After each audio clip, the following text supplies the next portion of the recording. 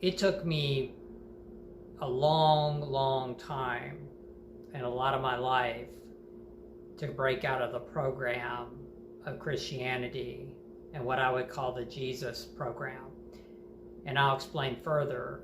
is that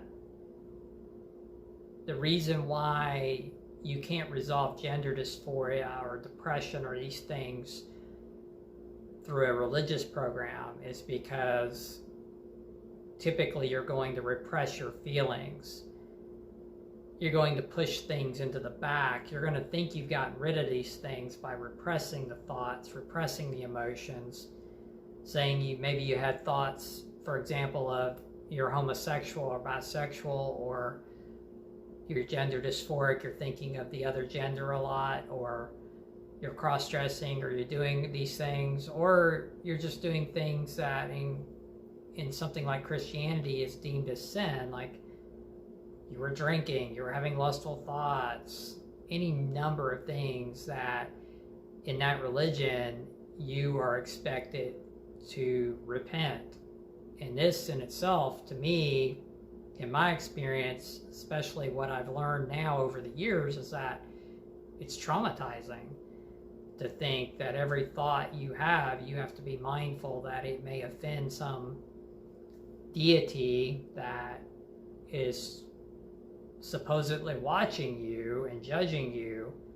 Now, mind you, he loves you too, but he's judging, watching, and if you're not repenting, you don't believe in his son, Jesus, which to me is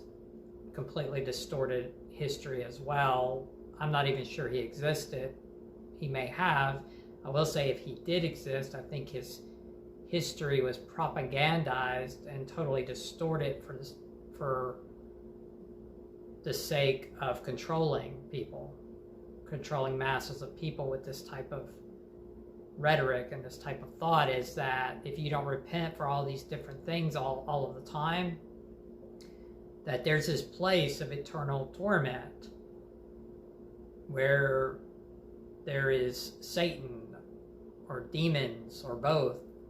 and that's where you're going to go and your soul will be there for all eternity being tormented because you're not believing in Jesus, or you're not repenting or doing these things. I have a real issue with that now because, again, I see it as traumatizing.